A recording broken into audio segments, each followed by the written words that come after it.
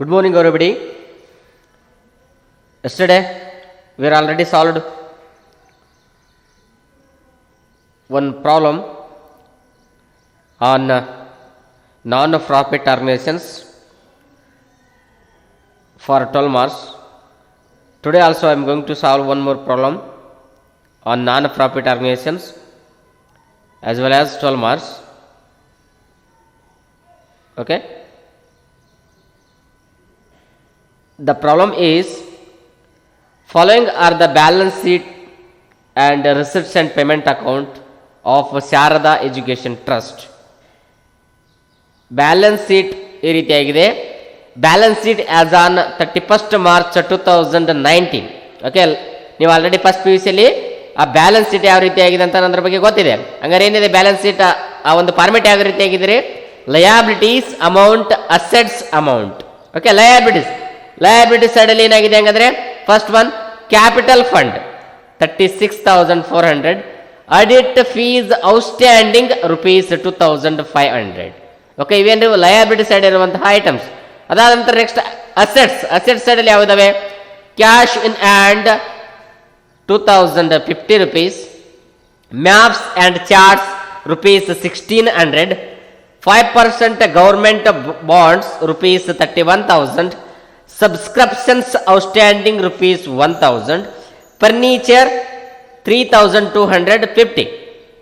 Okay, this is asset side amounts. Okay na, a total amount of balance sheet, liability side 38,900 and asset side 38,900. The next receipts and payment account for the year ending 31st March 2020. The format of receipts and payment account: receipts amount, payments amount.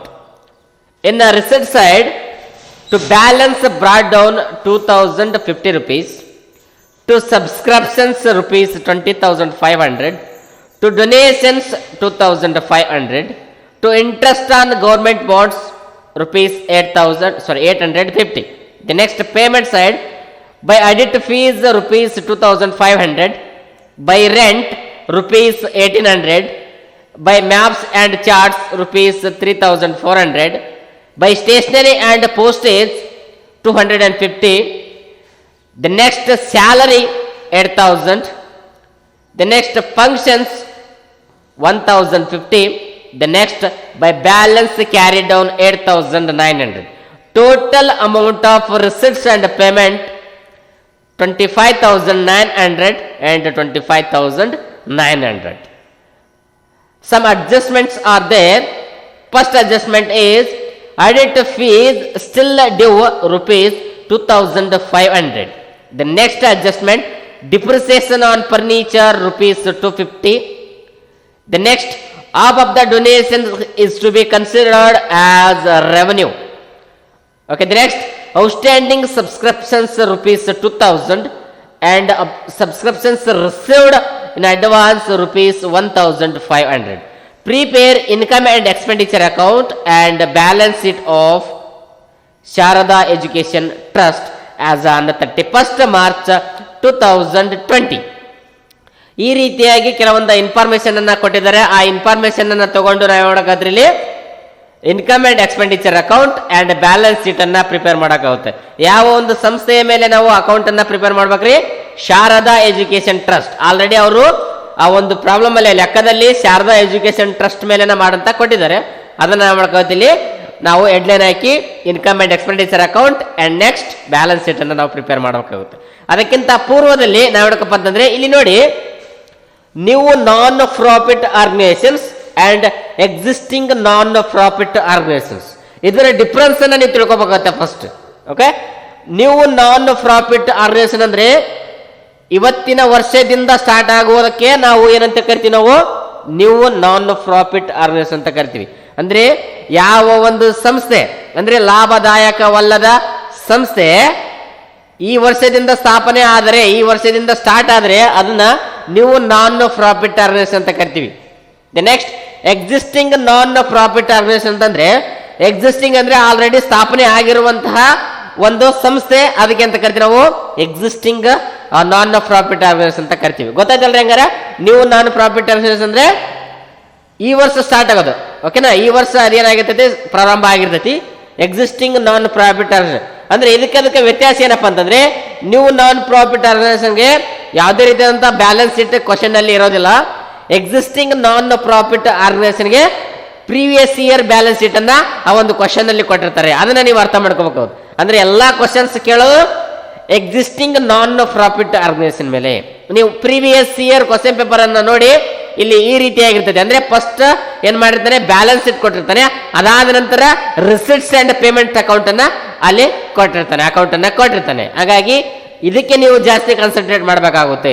Existing non profit organisation ಮೇಲೆ ಏನ್ ಮಾಡ್ತಾನೆ ಅವನು, ಆ ಒಂದು problems ಅನ್ನ ಕೇಳ್ತಾನೆ, ನೀವು solve ಮಾಡಬೇಕಾಗುತ್ತೆ ಫಾರ್ 12 ಮಾರ್ಕ್ಸ್ಗೆ. ಹಂಗಾದ್ರೆ ಗೊತ್ತಾಯ್ತಲ್ರಿ, ನೀವು ನಾನ್ ಪ್ರಾಫಿಟ್ ಆರ್ಗನೈಸೇಷನ್ಸ್ ಮತ್ತೆ ಅದರ ಜೊತೆಗೆ existing non profit organisations. Okay, ಹಂಗಂದ್ರೆ ಬಿಡಿಸೋಣ. ಹಾಗಾದ್ರೆ ಇವ್ರು ಕೊಟ್ಟಿರೋದು ಈ ಒಂದು ಕ್ವಶನ್ ಅಲ್ಲಿ ಇರೋದು ಯಾವ್ದಪ್ಪ ಅಂತಂದ್ರೆ, ಅದು ಯಾವ್ದಪ್ಪ ಅಂತಂದ್ರೆ ಎಕ್ಸಿಸ್ಟಿಂಗ್ ನಾನ್ ಪ್ರಾಫಿಟ್ ಆರ್ಗನೈಸೇಷನ್ ಅಂತ.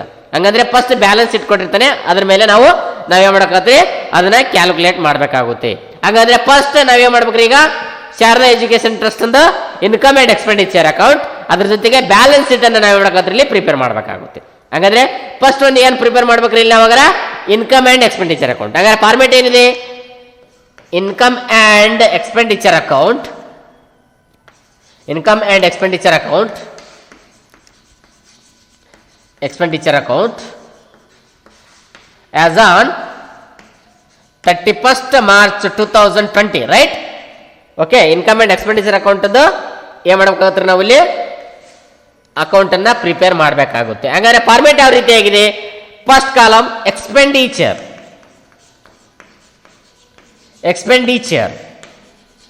ಆಮೇಲೆ ಅಮೌಂಟ್, ನೆಕ್ಸ್ಟ್ ಕಾಲಮ್ ಯಾವ್ದ್ರಿ ಅಮೌಂಟ್, ಆಮೇಲೆ ಇನ್ಕಮ್ ಅಮೌಂಟ್.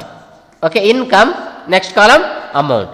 ಈ ರೀತಿಯಾಗಿ ಏನ್ ಮಾಡಿದಾನೆ ಇವನು, ಫಾರ್ಮೇಟ್ ಅನ್ನ ಕೊಟ್ಟಿದ್ದಾನೆ ಯಾವುದಕ್ಕೆ, ಇನ್ಕಮ್ ಅಂಡ್ ಎಕ್ಸ್ಪೆಂಡಿಚರ್ಗೆ. ಹಾಗಾಗಿ ಇಲ್ಲಿ ಏನ್ ಮಾಡಬೇಕು, ನಾವು ಇನ್ಕಮ್ ಅಂಡ್ ಎಕ್ಸ್ಪೆಂಡಿಚರ್ ಅಕೌಂಟ್ ನ ಪ್ರಿಪೇರ್ ಮಾಡಬೇಕಾಗುತ್ತೆ ಈ ಒಂದು ಫಾರ್ಮೇಟ್ ನಲ್ಲಿ.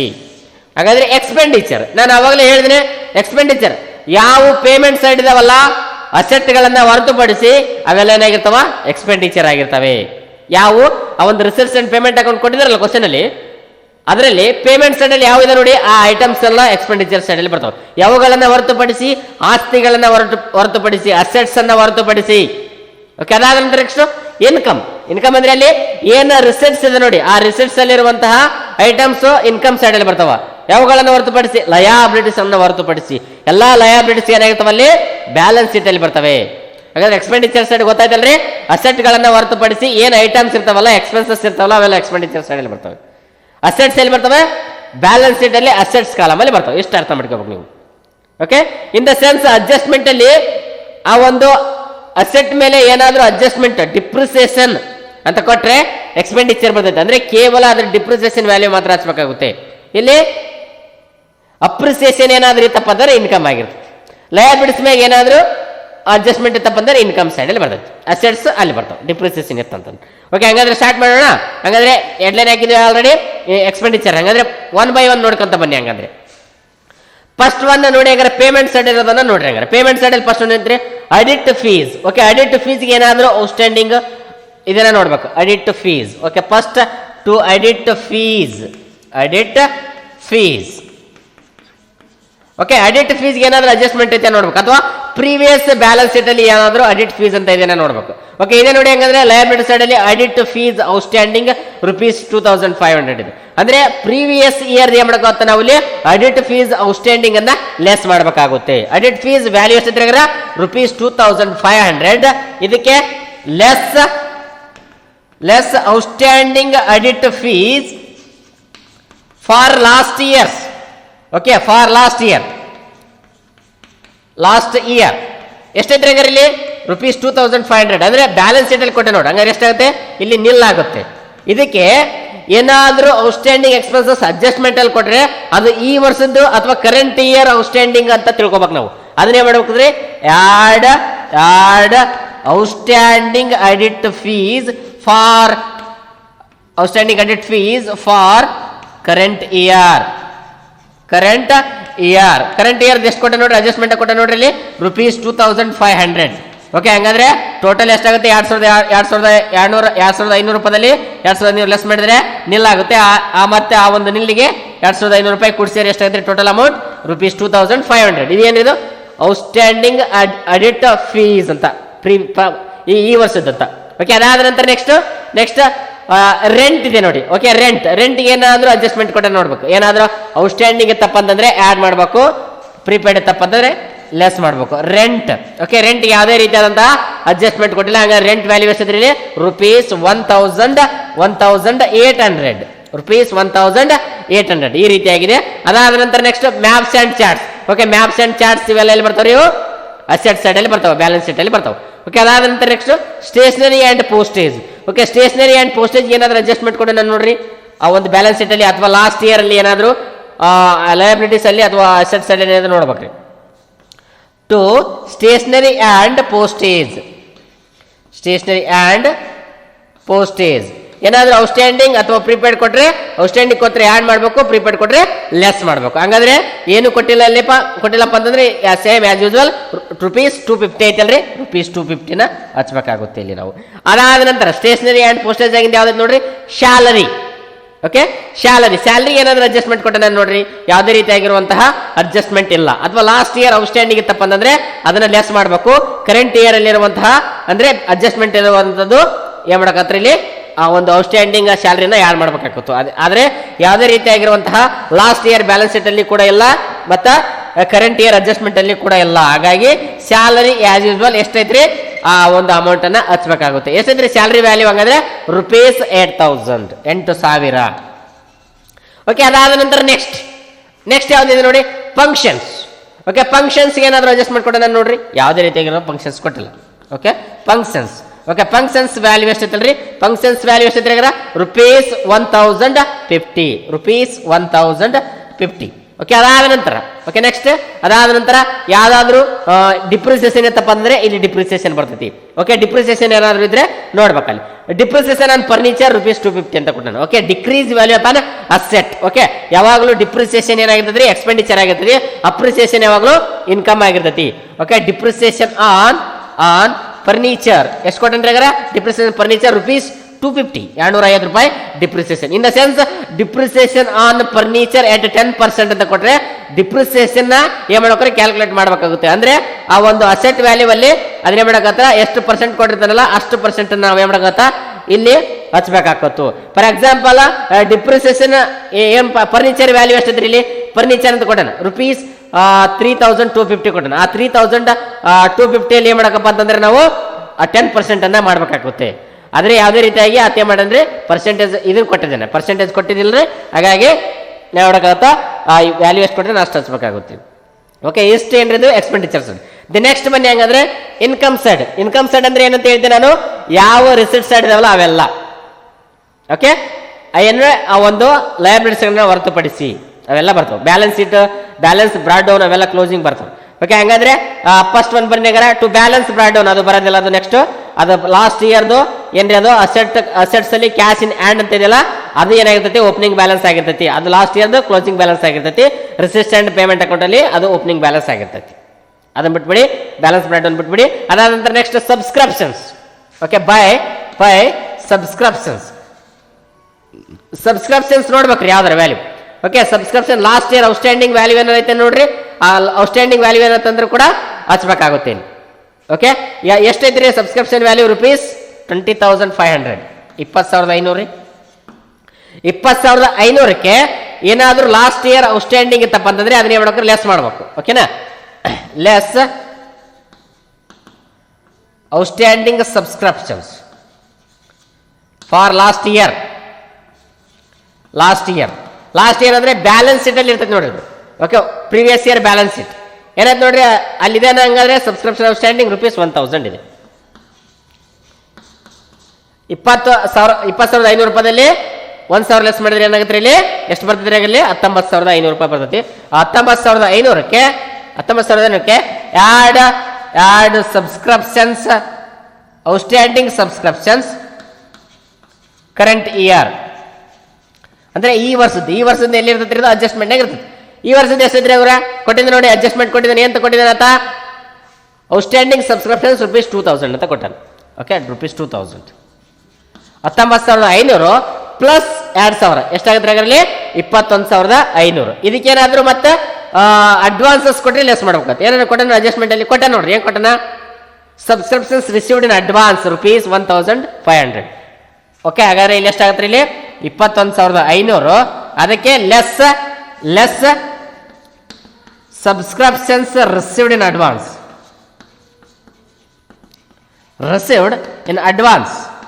ಸಬ್ಸ್ಕ್ರಿಪ್ಷನ್ಸ್ ರಿಸೀವ್ಡ್ ಇನ್ ಅಡ್ವಾನ್ಸ್ ಎಷ್ಟಾದ್ರೆ ಇಲ್ಲಿ? ₹1,500 ಕೊಟ್ಟನಿಲ್ಲ. ಅಡ್ಜಸ್ಟ್ಮೆಂಟ್ ಕೊಟ್ಟ ನೋಡ್ರಿ. ಎಷ್ಟು ಕೊಟ್ಟನ? Subscriptions received in advance ₹1,500. ಹಂಗಾದ್ರೆ ಟೋಟಲ್ ಅಮೌಂಟ್ 20,000. 21,500 ರೂಪಾಯಿದಲ್ಲಿ ₹1,500 ಲೆಸ್ ಮಾಡಿದ್ರೆ ಏನಾಗುತ್ತೆ? ಇಲ್ಲಿ ₹20,000 ಬರುತ್ತೆ. ಓಕೆ, ಅದಾದ ನಂತರ ನೆಕ್ಸ್ಟ್ ಯಾವುದಿದೆ ನೋಡಿ? ಡೊನೇಷನ್ಸ್ ಇದೆ. ಡೊನೇಷನ್ಸ್ಗೆ ಏನಾದರೂ ಅಡ್ಜಸ್ಟ್ಮೆಂಟ್ ಕೊಟ್ಟನ ನೋಡ್ಬೇಕು.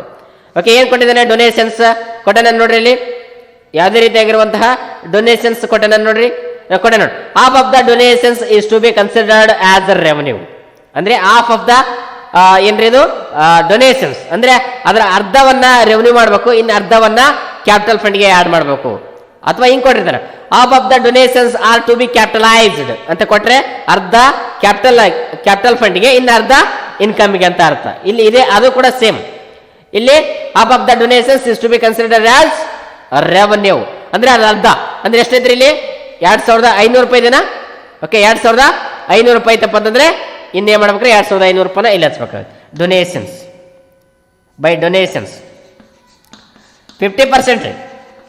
ಓಕೆ, 50%. ಓಕೆ, ಅಂದ್ರೆ ಅಥವಾ ಡಿವೈಡೆಡ್ ಬೈ 2 ಮಾಡೋದು.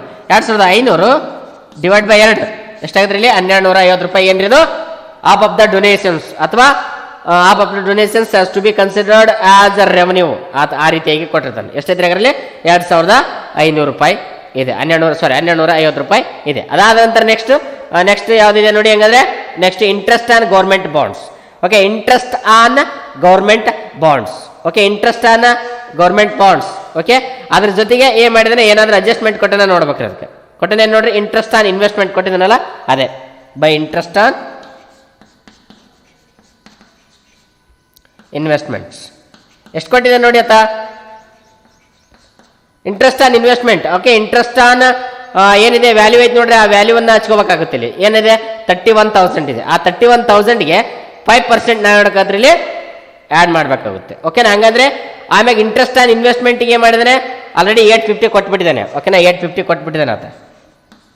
850 ಇಂಟ್ರೆಸ್ಟ್ ಆನ್ ಇನ್ವೆಸ್ಟ್ಮೆಂಟ್ ಇದೆ. ಓಕೆ, ಅದಕ್ಕೆ ನಾವು ಹೇಳೋಕೆ ಆ್ಯಡ್ ಔಟ್ಸ್ಟ್ಯಾಂಡಿಂಗ್ ಇಂಟ್ರೆಸ್ಟ್ ಇನ್ನೇ ಕೊಡಬೇಕಾದದ್ದು. Add outstanding interest on investment. ಇನ್ನು ಎಷ್ಟು ಕೊಡ್ಬೇಕಂಗಾರೆ? ಟೋಟಲ್ 31,000 ಐತ್ರಿ. ಅದಕ್ಕೆ 5% ಅಪ್ಪ ಅಂತಂದ್ರೆ 1,550 ಆಗುತ್ತೆ. ಓಕೆನಾ? ಈ 1,550 ರೂಪಾಯಿದಲ್ಲಿ ಆಲ್ರೆಡಿ ಏನು ಮಾಡಿದ್ರೆ ₹850 ಕೊಟ್ಟನ. ₹850 ಕೊಟ್ಟನಪ್ಪ ಅಂತಂದ್ರೆ ರಿಮೈನಿಂಗ್ ₹700 ಏನು ಮಾಡೋಕ್ಕಾಗ್ತಿದ್ದು? Outstanding interest. ಓಕೆ, ಟೋಟಲ್ ₹1,550 ಹಚ್ಬೇಕಾಗುತ್ತೆ. ಓಕೆನಾ?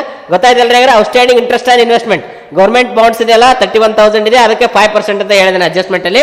ಅದನ್ನೇ ಮಾಡೋಕತ್ ನಾವಿಲ್ಲಿ ಉಳಿದೋದು ರಿಮೈನಿಂಗ್ ಅಲ್ಲಿ ಕೊಟ್ಟಿದ್ದೆ ನೋಡಿ. ಗೌರ್ಮೆಂಟ್ ಗ್ರಾಂಟ್ಸ್ ಅಥವಾ ಗೌರ್ಮೆಂಟ್ ಬಾಂಡ್ಸ್ 5% ಅಂತ ಅಲ್ಲಿ ಏನು ಮಾಡಿದ್ದಾನೆ? ಅಸೆಟ್ ಅಲ್ಲಿ ಕೊಟ್ಟಿದ್ದಾನೆ. ಅದ್ರ ಮೇಲೆ ಏನು ಮಾಡೋಕ್ಕಾಗತ್ತಪ್ಪ ಅಂತಂದ್ರೆ 5% ತೆಗಿಬೇಕಾಗುತ್ತೆ. ಅಂದರೆ 1,550 ಆಗುತ್ತೆ. 1,550 ರೂಪಾಯಿದಲ್ಲಿ ಆಲ್ರೆಡಿ ಇಂಟ್ರೆಸ್ಟ್ ಆನ್ ಇನ್ವೆಸ್ಟ್ಮೆಂಟ್ ಅಂತಂದು ಏನು ಮಾಡಿದ್ದಾನೆ? ಅಲ್ಲಿ ಗೌರ್ಮೆಂಟ್ ಬಾಂಡ್ಸ್ ಅಂತಂದು ರಿಸಿಪ್ಟ್ಸ್ ಆ್ಯಂಡ್ ಪೇಮೆಂಟ್ ಅಕೌಂಟಲ್ಲಿ 2 ಸೈಡ್ ಕೊಟ್ಟಿದೆ ನೋಡಿ, ಅದನ್ನ ಲೆಸ್ ಮಾಡಬೇಕಾಗುತ್ತೆ. 1,550ರಲ್ಲಿ 850 ರೂಪಾಯಿ ಲೆಸ್ ಮಾಡಿ ಇನ್ನು ಕೊಡಬೇಕಾದದ್ದು ಎಷ್ಟು? ಆಗಾರ ₹700 ಕೊಡಬೇಕಾಗುತ್ತೆ. ಹಂಗಾಗಿ ಟೋಟಲ್ 1,550 ರೂಪಾಯಿ. ಓಕೆನಾ? ಇಷ್ಟು ಅದಾದ ನಂತರ ನೆಕ್ಸ್ಟ್ ಏನಾದರೂ ಬಿಟ್ಟಿದ್ರೆ ನೋಡ್ಬೇಕಲ್ಲಿ. ಏನಾದರೂ ಬಿಟ್ಟಿದ್ರೆ ನೋಡ್ರಿ. ಫಸ್ಟ್ ಒನ್ ಅಡಿಟ್ ಫೀಸ್ ಆಗಿದೆ. ಓಕೆ, ಅಡಿಟ್ ಫೀಸ್. ಆಮ್ಯಾಗ ನೆಕ್ಸ್ಟ್ ರೆಂಟ್ ಆಗಿದೆ. ರೆಂಟ್ ಆಗಿದ್ಮೇಲೆ ಸ್ಟೇಷನರಿ ಆಗಿದೆ. ಆಮ್ಯಾಗ ಸ್ಯಾಲ್ರಿ ಆಗಿದೆ. ಓಕೆನಾ? ಸ್ಯಾಲ್ರಿ ಆದಮೇಲೆ ಫಂಕ್ಷನ್ಸ್ ಆಗಿದೆ. ಫಂಕ್ಷನ್ಸ್ ಆದಮೇಲೆ ಡಿಪ್ರಿಸಿಯೇಷನ್ ಆನ್ ಫರ್ನಿಚರ್ ಆಗಿದೆ. ನೆಕ್ಸ್ಟ್ ಈ ಕಡೆ ಸಬ್ಸ್ಕ್ರಿಪ್ಷನ್ಸ್ ಔಟ್ಸ್ಟ್ಯಾಂಡಿಂಗ್ ಅದಾಗಿದೆ. ಓಕೆ, ಅದಾದ ನಂತರ ನೆಕ್ಸ್ಟ್ ಇಂಟ್ರೆಸ್ಟ್ ಆನ್ ಇನ್ವೆಸ್ಟ್ಮೆಂಟ್ ಆಗಿದೆ. ಆಮ್ಯಾಗ ಡೊನೇಷನ್ಸ್ ಕೂಡ ಆಗಿದೆ. ಓಕೆ, ಹಂಗಂದ್ರೆ ಟೋಟಲ್ ಮಾಡಿ. ಹಂಗಂದ್ರೆ ಟೋಟಲ್ ಎಷ್ಟಾಗುತ್ತೆ ನೋಡಿ. ಓಕೆ, ಯಾವ ಕಡೆ ಜಾಸ್ತಿ ಇದೆ ನೋಡೋಕೆ ಫಸ್ಟ್. ಓಕೆನಾ? ಇಲ್ಲಿ 20,000 ಇದೆ. ಇಲ್ಲಿ ಯಾವುದೇ ರೀತಿಯಾಗಿರುವಂಥ 20,000 ಮೇಲೆಲ್ಲ. ಹಾಗಾಗಿ ಇದನ್ನು ನೀವು ಕನ್ಸಿಡರ್ ಮಾಡ್ಬೇಕು. ಎಷ್ಟಾಗುತ್ತೆ ಅದರಲ್ಲಿ? 22,800 ರೂಪಾಯಿ ಏನೋ ಆಗುತ್ತೆ ನೋಡಿ. 22,800 ಕ್ಯಾಲ್ಕುಲೇಟರ್ ಇರ್ತಲ್ಲ, ಕ್ಯಾಲ್ಕುಲೇಟರ್ ಮಾಡ್ಬೇಕಾಗುತ್ತೆ ನೀವು ಕ್ಯಾಲ್ಕುಲೇಷನ್. 22,800 ರೂಪಾಯಿ.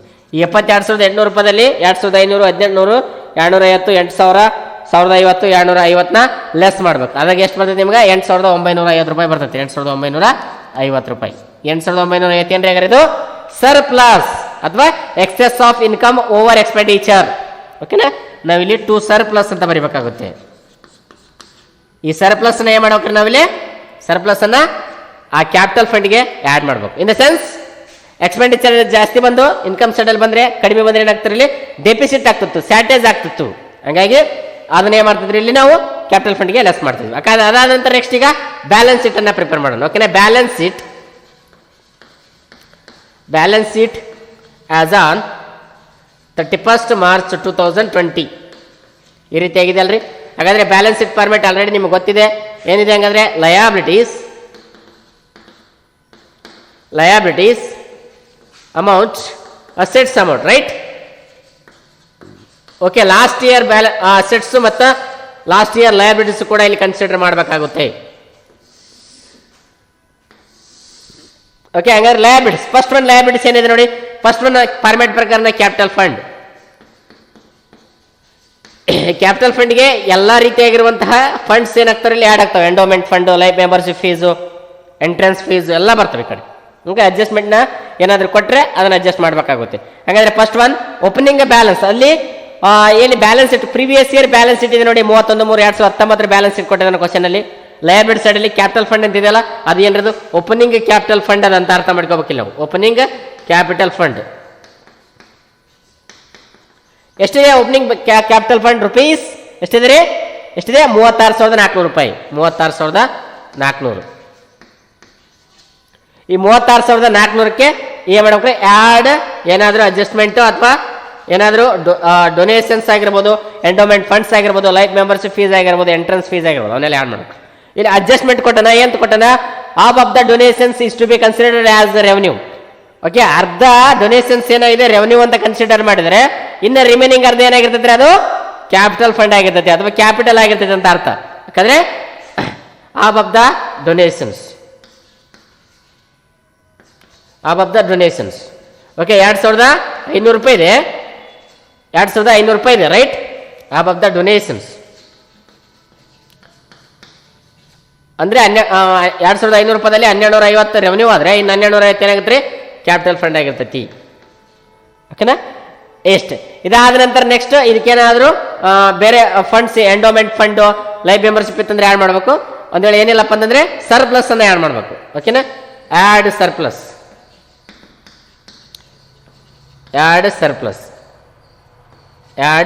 ಸರ್ಪ್ಲಸ್ ವ್ಯಾಲ್ಯೂ ಎಷ್ಟೈತ್ರಿ? ಈ ಪಂಡೆಟ್ ಮಾಡಿದ್ರಲ್ಲ 8,950. 8,950. ಓಕೆ, ಹಾಗಾದ್ರೆ ಟೋಟಲ್ ಮಾಡಿ ಎಷ್ಟಾಗುತ್ತೆ? 36,400, 1,250, 8,950. ಟೋಟಲ್ ಎಷ್ಟಾಗುತ್ತೆ ಹಾಗಾದ್ರೆ ಇಲ್ಲಿ? 46,600 ರೂಪಾಯಿ.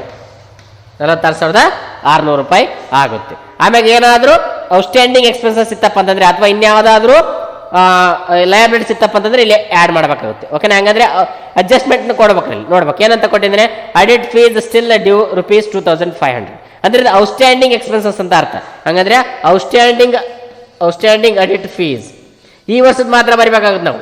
ಔಟ್ಸ್ಟ್ಯಾಂಡಿಂಗ್ ಅಡಿಟ್ ಫೀಸ್ ಎಷ್ಟಿದ್ರೆ ಅದರಲ್ಲಿ ರೂಪೀಸ್ 2,500. ಅಲ್ಲೇನ ಆ್ಯಡ್ ಮಾಡಿದ್ರಲ್ಲ ಅದನ್ನೇ ಇಲ್ಲಿ ಆ್ಯಡ್ ಮಾಡಬೇಕಾಗುತ್ತೆ.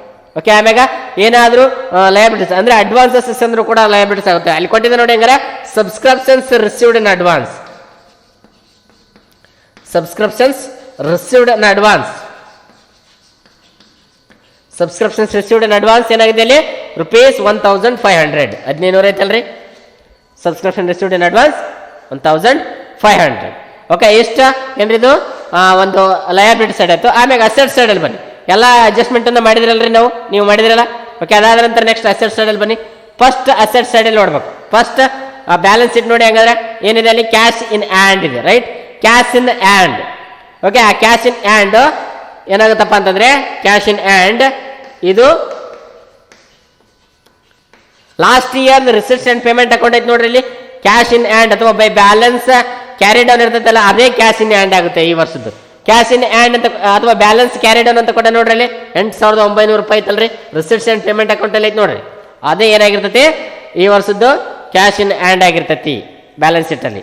ಓಕೆ, ಅದಾದ ನಂತರ ನೆಕ್ಸ್ಟು ಏನಾದರೂ ಅಡ್ಜಸ್ಟ್ಮೆಂಟ್ ಕೊಟ್ಟ ನೋಡ್ಬೇಕು. Okay, maps and charts. Okay, maps and charts. Next ಯಾವ್ದ್ರಾಗ maps and charts. Maps and ಚಾರ್ಟ್ಸ್ಗೆ ಏನಾದರೂ ಅಡ್ಜಸ್ಟ್ಮೆಂಟ್ ಕೊಟ್ಟ ನೋಡ್ಬೇಕು. ಮ್ಯಾಪ್ಸ್ ಆ್ಯಂಡ್ ಚಾರ್ಟ್ಸ್ ಏನೋ ಕೊಟ್ಟನ ನೋಡ್ರಿ, ಅಡ್ಜಸ್ಟ್ಮೆಂಟ್ ಕೊಟ್ಟನ ನೋಡ್ರಿ. ಆಮ್ಯಾಗ last year maps and charts and present year research and ಅಕೌಂಟಲ್ಲಿ ಮ್ಯಾಪ್ಸ್ ಆ್ಯಂಡ್ ಚಾರ್ಟ್ಸ್ ಇತ್ತಪ್ಪ ಅಂದರೆ ಆ್ಯಡ್ ಮಾಡ್ಬೇಕು, ಅಂದರೆ ಪರ್ಚೇಸ್ ಆಗಿದೆ ಅಂತ ಅರ್ಥ. ಮ್ಯಾಪ್ಸ್ ಆ್ಯಂಡ್ ಚಾರ್ಟ್ಸ್ ಕೊಟ್ಟ ನೋಡ್ರಿ, ಇಲ್ಲಿ ಎಷ್ಟು ಕೊಟ್ಟಿದ್ದಾನೆ ಮ್ಯಾಪ್ಸ್ ಆ್ಯಂಡ್ ಚಾರ್ಟ್ಸ್ ಎಷ್ಟಿದೆ? 1600 ಇದೆ, ರೈಟ್? 1600 ಪ್ರೀವಿಯಸ್ ಇಯರ್ದು. ಆಮ್ಯಾಗ ಈ ವರ್ಷದ್ದು ಆ್ಯಡ್ ಅಂತ ಅರ್ಥದು, ಆ್ಯಡ್ ಮ್ಯಾಪ್ಸ್ ಆ್ಯಂಡ್ ಚಾರ್ಟ್ಸ್ ಅಂದರೆ ಈ ವರ್ಷದ್ದು ರಿಸರ್ಚ್ ಆ್ಯಂಡ್ ಪೇಮೆಂಟ್ ಅಕೌಂಟ್ ಆಗಿತ್ತು ನೋಡ್ರಿ, ಅದು maps and charts. Maps and charts ಈ ವರ್ಷದ ಎಷ್ಟೈತ್ರಿ ಅದರಲ್ಲಿ? 3400 ರೂಪಾಯಿ ಇದೆ, ರೈಟ್? 3400 ಐತೇನ್ರಿ? ಓಕೆ, 3400. 1600 ಪ್ಲಸ್ 3400 ಅಂದರೆ ಎಷ್ಟಾಗುತ್ತೆ ಇಲ್ಲಿ? 5000 ರೂಪಾಯಿ ಆಗುತ್ತೆ. ಓಕೆ, 5000 ರೂಪಾಯಿ ಆಗುತ್ತೆ. ಓಕೆ, ಅದಾದ ನಂತರ ನೆಕ್ಸ್ಟ್ ಯಾವ್ದೈತೆ ನೋಡ್ರಿ, 5% government bonds. Okay, 5% government bonds ಐತೇನ್ರಿ? 5% ಗೌರ್ಮೆಂಟ್ ಬಾಂಡ್ಸ್. ಇದಕ್ಕೆ ಏನಾದ್ರು ಅಡ್ಜಸ್ಟ್ಮೆಂಟ್ ಕೊಟ್ಟೆ ನೋಡ್ರಿ. 5% ಗೌರ್ಮೆಂಟ್ ಬಾಂಡ್ಸ್ಗೆ ಎಷ್ಟಿದೆ? ಆಗಲ್ಲ 31,000 ಇದೆ, ರೈಟ್? 31,000, ರೈಟ್? 31,000 ಐತೇನ್ರಿ? ಓಕೆ, 31,000. ಓಕೆ, ಆಲ್ರೆಡಿ ನಾವೇನು ಮಾಡಿದ್ವಿ? ಅಡ್ಜಸ್ಟನ್ನು ಮಾಡಿದ್ವಿ.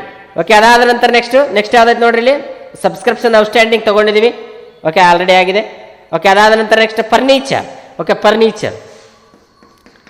ಫರ್ನಿಚರ್ಗೆ ಏನಾದರೂ ಅಡ್ಜಸ್ಟ್ಮೆಂಟ್ ಕೊಟ್ಟಿದ್ದಾನೆ ನೋಡ್ಬೇಕ್ರಿ. ಫರ್ನಿಚರ್ ಅಲ್ಲಿ ಡಿಪ್ರಿಸಿಯೇಷನ್ ಅಥವಾ ಡಿಪ್ರಿಸಿಯೇಷನ್ ಇತ್ತಂದ್ರೆ ಲೆಸ್ ಮಾಡ್ಬೇಕು, ಅಪ್ರಿಸಿಯೇಷನ್ ಇರ್ತಾರೆ ಆ್ಯಡ್ ಮಾಡ್ಬೇಕು. ಡಿಪ್ರಿಸಿಯೇಷನ್ ಎಷ್ಟಿದ್ರಿ? ಫರ್ನಿಚರ್ ವ್ಯಾಲ್ಯೂ 3250 ಲೆಸ್ ಡಿಪ್ರಿಸಿಯೇಷನ್ ಎಷ್ಟಿದ್ರಿ? ಡಿಪ್ರಿಸಿಯೇಷನ್ ಲೆಸ್ ಮಾಡಿ ನೋಡ್ರಿ, ಇಲ್ಲಿ 250. ಓಕೆ, 250 ಲೆಸ್ ಮಾಡಿರಿ. 3250 ರೂಪಾಯಿದಲ್ಲಿ 250 ರೂಪಾಯಿ ಲೆಸ್ ಮಾಡಿದರೆ 3000 ರೂಪಾಯಿ. 3000 ರೂಪಾಯಿ ಆಯಿತು.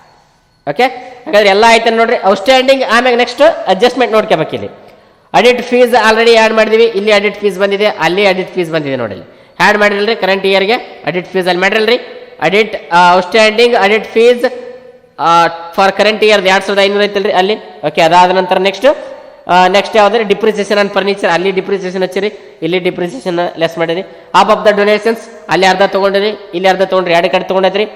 ಓಕೆ, ಆಮ್ಯಾಗ ಔಟ್ಸ್ಟ್ಯಾಂಡಿಂಗ್ ಸಬ್ಸ್ಕ್ರಿಪ್ಷನ್ ಇಲ್ಲಿ ತೊಗೊಂಡ್ರಿ. ಇಲ್ಲಿ ಔಟ್ಸ್ಟ್ಯಾಂಡಿಂಗ್ ಸಬ್ಸ್ಕ್ರಿಪ್ಷನ್ ಐತೆ ನೋಡ್ರಿ, ಇಲ್ಲಿ ಕೊಟ್ಟು ತೊಗೊಂಡ್ರಿ ನೋಡ್ರಿ, ಔಟ್ಸ್ಟ್ಯಾಂಡಿಂಗ್ ಸಬ್ಸ್ಕ್ರಿಪ್ಷನ್ಸ್. ಓಕೆ, ಇಲ್ಲಿ ಕೂಡ ಔಟ್ಸ್ಟ್ಯಾಂಡಿಂಗ್ ಸಬ್ಸ್ಕ್ರಿಪ್ಷನ್ನ ಈಗ ತೊಗೊಳ್ಳೋಣ. ಔಟ್ಸ್ಟ್ಯಾಂಡಿಂಗ್ ಸಬ್ಸ್ಕ್ರಿಪ್ಷನ್ ಇಲ್ಲಿ ಬರ್ತದೆ ನೋಡ್ರಿ, ಅಸೆಟ್ ಸೈಡಲ್ಲಿ ಬರ್ತದೆ. ಔಟ್ಸ್ಟ್ಯಾಂಡಿಂಗ್ ಸಬ್ಸ್ಕ್ರಿಪ್ಷನ್ ಎಷ್ಟು ಕೊಟ್ಟಂದ್ರೆ ಅವನು? Outstanding ₹2000 outstanding subscription. ಓಕೆ, ಅದಾದ ನಂತರ ನೆಕ್ಸ್ಟ್ ಔಟ್ಸ್ಟ್ಯಾಂಡಿಂಗ್ ಆತಲ್ರಿ, ರಿಸೀವ್ಡ್ ಇನ್ ಅಡ್ವಾನ್ಸ್ ಆಗಿದೆ. ಓಕೆ, ಅದಾದ ನಂತರ outstanding interest on investment. Okay, outstanding interest on investment ಇಲ್ಲಿ ಮಾಡಿದ್ವಿ ನೋಡಿ 700 ರೂಪಾಯಿ. ಓಕೆ, ಅದನ್ನು ಕೂಡ ಏನು ಮಾಡೋಕ್ಕಾದ್ರೆ outstanding interest on investment. Okay, 1550 ಆಗುತ್ತೆ. 1550 ರೂಪಾಯಿದಲ್ಲಿ ಆಲ್ರೆಡಿ ಏನು ಮಾಡಿದಾನಂತ ಅಲ್ಲಿ ರಿಸೀವ್ಸ್ ಆ್ಯಂಡ್ ಪೇಮೆಂಟ್ ಅಕೌಂಟಲ್ಲಿ 850 ರೂಪಾಯಿ ಕೊಟ್ಟಿರ್ತಾನೆ. ಆಮ್ಯಾಗ ರಿಮೈನಿಂಗ್ ಕೊಡಬೇಕಾದದ್ದು ಎಷ್ಟಾಗಾರ ₹700. ಓಕೆನಾ? ಹಾಗಾದ್ರೆ ಎಲ್ಲ ಅಡ್ಜಸ್ಟ್ಮೆಂಟ್ ಆದ್ವೇನ್ರಿ ಇಲ್ಲಿ? ಓಕೆ, ಹಂಗಾದ್ರೆ ನೋಡಿ ಪ್ರಿಪೇರ್ ಟ್ಯಾಲಿ ಮಾಡಿ, ಹಂಗಾದ್ರೆ ಟ್ಯಾಲಿ ಆಗ್ಬೇಕು. ಓಕೆನಾ? ಓಕೆ, 46,600, 2,500, 1500. ಓಕೆ, 20 2 0 5 5 10 10 1 6 16 ಕೈಲ 1 4 4 1 6 10 50,600 ಆಗುತ್ತೇನ್ರಿ ಇಲ್ಲಿ? 50,600. 50,600. ಓಕೆನಾ? 50,600 ಇಲ್ಲಿ ಕೂಡ 50,600 ಆಗ್ಬೇಕ್ರಿ, ಅಂದಾಗ ಮಾತ್ರ ಕರೆಕ್ಟ್ ಆಗಿದೆ ಅಂತ ಅರ್ಥ. ಅಲ್ಲಿ ಮಾಡಿ ಹಂಗಂದ್ರೆ 0 0 7 7 1 9 ಎಷ್ಟು ರೀ? 16 ಕೆಲ 1 3 3 6 6 6 1 7 7 1 8. ಓಕೆನಾ? 50 50,600. ಓಕೆನಾ? 8,900 8 8 1 5 13 13. ಓಕೆ, 50. ಓಕೆ, 50,600 50,600. ಓಕೆನಾ. ಇಷ್ಟು 12 ಮಾರ್ಕ್ಸಿನ ಪ್ರಾಬ್ಲಮ್. ಇದು ಇಂಪಾರ್ಟೆಂಟ್ ರೀ, ಬಂದೇ ಬರ್ತೈತೆ. ಓಕೆನಾ. ಹಾಗಾಗಿ ನೀಟಾಗಿ ನೀವು ಒಳಗಾದ್ರೆ ನೋಟ್ಸ್ ಮಾಡ್ಕೋಬೇಕಾಗುತ್ತೆ. ಓಕೆನಾ. ನಾನು PDF ಕೂಡ ಕಳಿಸ್ತೀನಿ, ಇದನ್ನು ನೀವು ನೋಟ್ಸ್ ಮಾಡ್ಕೊಳ್ಳಿ. ಓಕೆನಾ. Thank you.